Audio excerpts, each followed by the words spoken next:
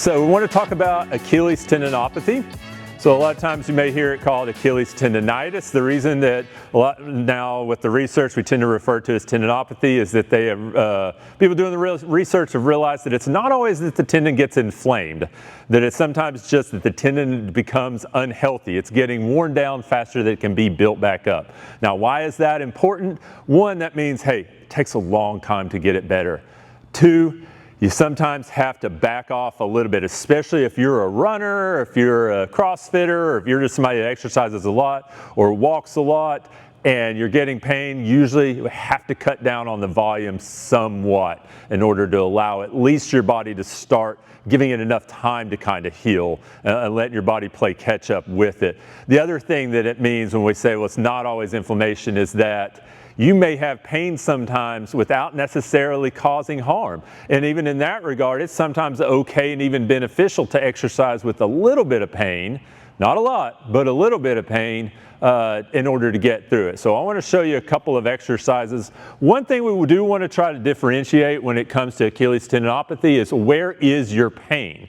If your pain is more in the middle of the tendon, we would call that a mid-portion Achilles tendinopathy.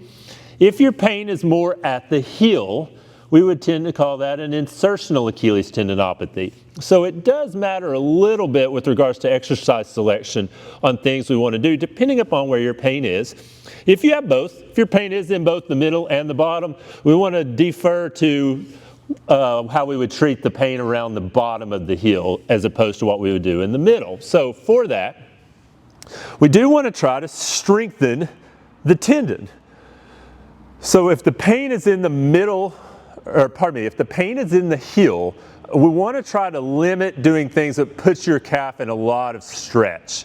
So I would want to start with calf raises, but I wouldn't want to do them off a step or do what we call deficit heel raises. We want to stay on flat ground. As again, this is if the pain's in the heel. So we can start by slowly raising up, slowly back down. Now if the pain is pretty bad, may just start with body weight, spend 2 to 3 seconds coming up, pause for a second, 2 to 3 seconds coming down. If that is tolerable, maybe pain's very mild with that, then we want to switch to eccentric calf raises. So we're going to raise up, pick up. We're going to say my right leg's the hurt foot, so I'll pick my left leg up, slowly lower down with the right. Up with both, slowly lower down with the painful leg.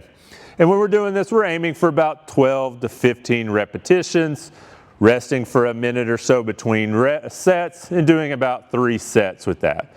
Now, if my pain were not in the heel, but rather in the mid part of the tendon, then it's okay and many times beneficial to then do more of a deficit. So I'm going to use a plate. You could use a step at home if you had that.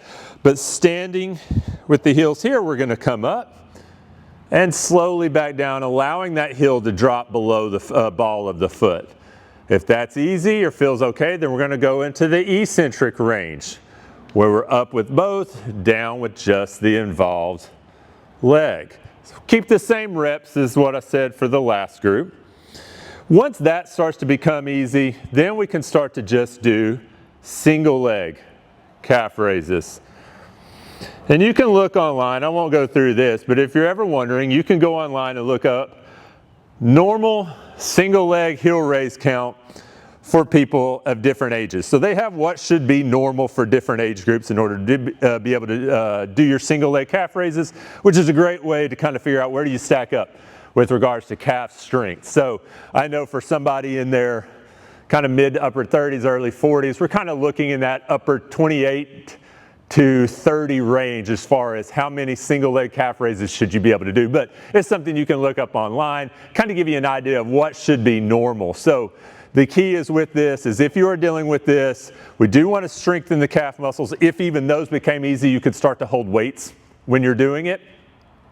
But you also need, if you're a runner, a CrossFitter, or any type of person doing exercise, you sometimes do have to cut back on the volume with regard to those exercises that are painful. So running, jumping, those types of things. Sometimes we even step ups or box step ups, sometimes even squats and lunges. All those tend to work the Achilles, so you may find you've got to limit the depth limit the amount that you're doing. If you're a runner, limit the mileage you're running until it starts to calm back down.